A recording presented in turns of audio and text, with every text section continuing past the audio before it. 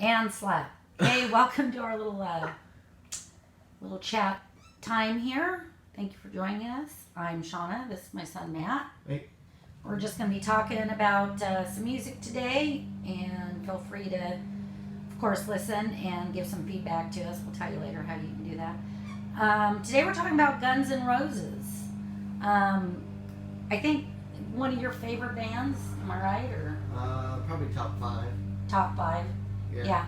What do you think? Like, what kind of draws you to Guns N' Roses? I don't know. I just like 80s music, and I feel like I like heavy metal, but it's nice to listen to them because they're not as heavy, but they still have that tone to them, that edgy tone. Right. And they also have some ballads that are pretty good. Right. Well, I think today is still pretty much same lineup. I looked earlier. I think, of course, we got Axl, who's a constant. Duff, who I think Dad told you Yeah, he met in basically. Hollywood. Yeah. Yep. Matt's dad, my husband, actually worked with him doing telemarketing in Hollywood back in the early 80s, kind of as he was just like getting into knowing guns. So that's kind of a cool story. But anyways, and then of course Duff is a bassist. Then they've got a guy named, looks like they call him Dizzy Reed. He's a keyboardist. Of course, Slash. We all like Slash, right? With his top hats. He's got a pretty interesting story. And then there's a guy, now I can't read my own writing. Anyways, whoever he is, Frank Furrier? Have you heard of him? I know the original drummer, Steven Adler. Now, did he die? I'm not sure. Either that or he just left the band. Okay.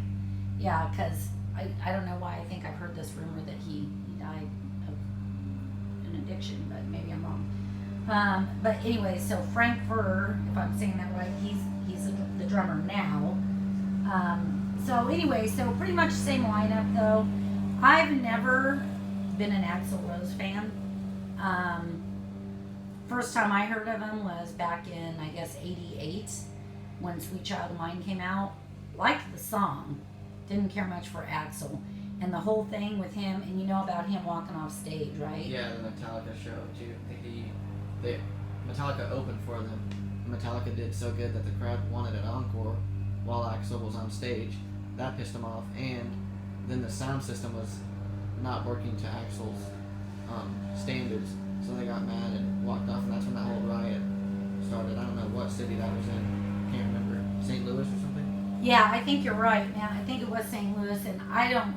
Yeah, and because whatever happened with Metallica, but and I think that's what kind of turned me off with Axl is that, and I know a lot of these, frontmen, David Lee Roth, Steven Tyler, they've got these egos, and we're used to it, but I mean, not many of them are going to walk out on their own fans. Yeah. You know what I'm saying? Metallica's definitely never done that. Definitely not. And so, I don't know, that really kind of turned me off to him, and he's got that, he's a perfectionist, which is great, but yeah, I've never been a fan. I appreciate him as an artist, I guess, in the voice, but as far as his personality, and I think, though, I heard that he was super intelligent. Have you heard that?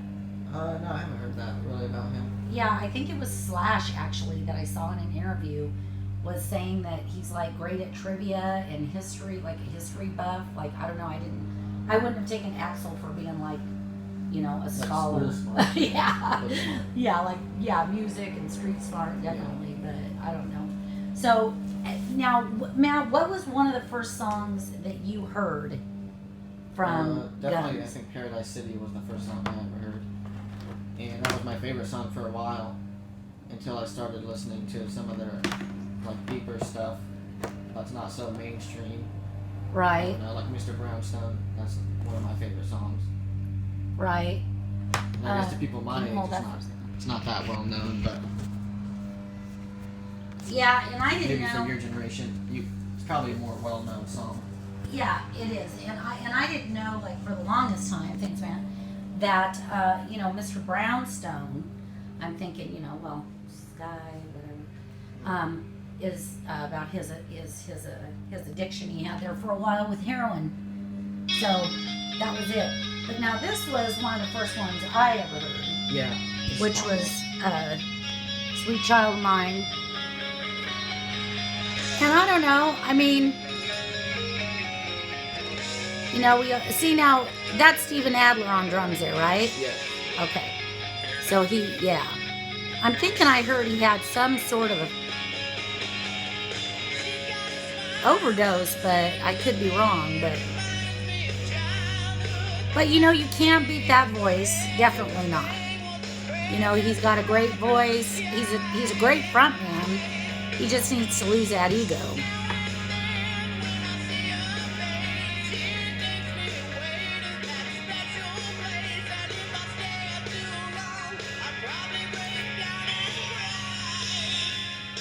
So yeah, I mean that's pretty much the first song I ever heard by him, and I really like that song. And then of course there was November Rain. What was your take on that? It to me kind of at first it threw me off because it so didn't sound like Guns N' Roses. Yeah, I didn't know it was them the first time I heard it, and it's pretty much just a big Slash guitar solo.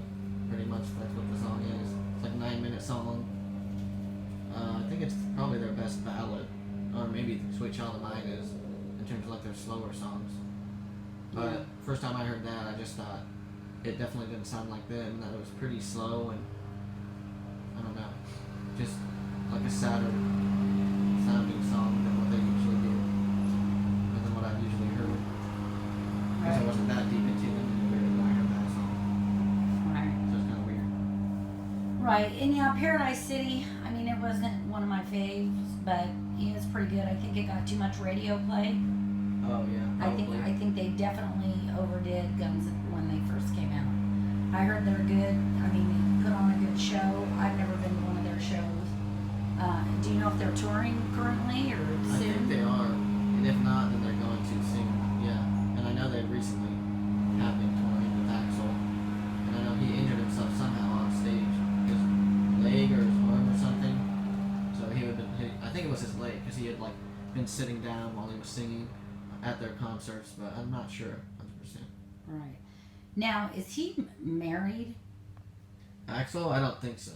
'Cause Pretty sure he's not. Well, the rumor was the November Rain video, Mm. the lady he was marrying was really his wife.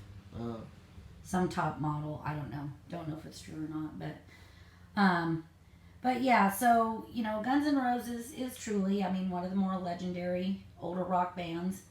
I think they kind of with coming out when they did like 80. I don't know. Well, they first started getting going in the early 80s, but Like when they got 83 or something. right 83. Yeah. Okay.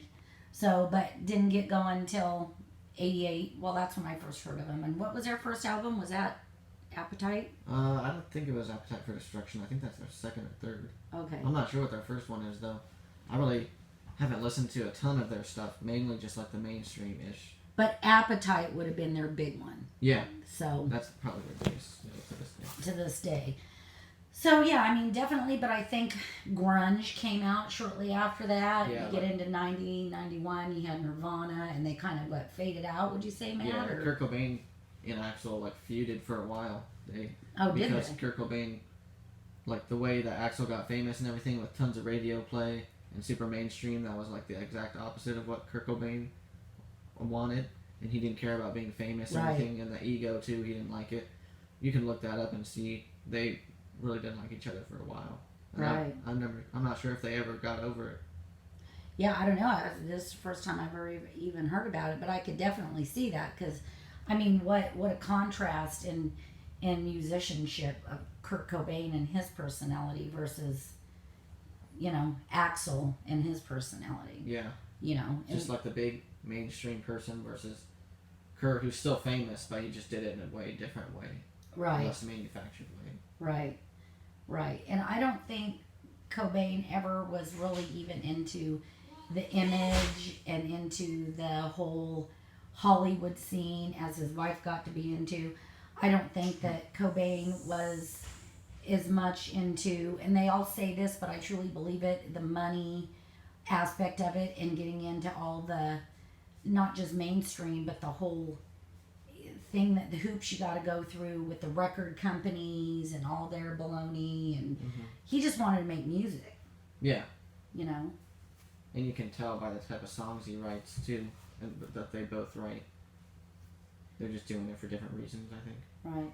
So they kind of faded out, but they kind of came back, and I think Slash, one of them formed a band, Velvet Revolver. Did you hear about that? Yeah, I think that's Slash. Yeah, I think that was Slash. So I think, yeah, I mean, I give them credit where credit's due. And I think they're kind of coming back. I think what's cool is that even, you know, however many 20 odd, God, when was that, 88, whatever, Yeah, 20 odd years later, they're still around and going strong, and wish them the best. But next time we're going to talk about another band, or actually an artist that we both love. Funny because generation, mom, 70s, 80s, my son, born in 2000. But we're going to talk about Eminem, and would love to hear your feedback and kind of what he's doing today too. So thanks for watching. Listen to some guns, and see you later.